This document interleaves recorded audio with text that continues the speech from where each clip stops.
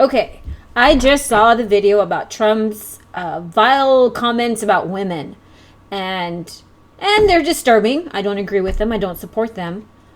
But as I was watching the news, I realized the media's reaction to it is more disturbing to me than the video, and this is why.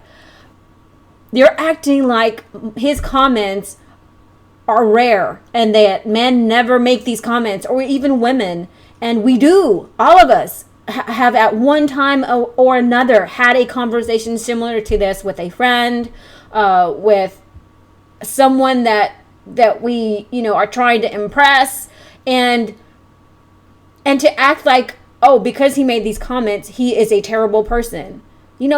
Former President Bill Clinton had an affair in the White House, and he didn't get kicked out because why? Because his actions in that one moment did not define the whole man, and they don't. And I am a woman who traditionally is conservative. I tend to vote Republican.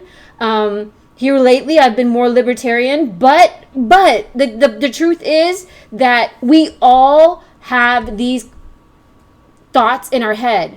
We all have at one time or another made comments like this. I have made comments like this about men, and it doesn't make me a terrible person. It makes me, getting caught up in the moment.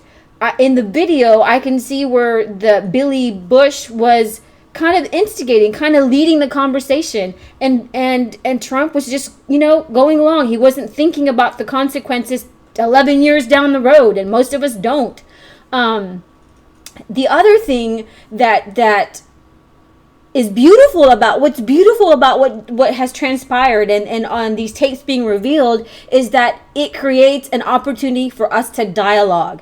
We aren't going to change this, and this goes on, and I guarantee you that there are men in Congress right now, are elected officials who have these conversations, even last week, last night, 2 weeks ago, and they're in office. Should we go and kick them all out of their posts because they have made comments like this? No. But my other thing is that we aren't going to change these behaviors unless we change the way that we think.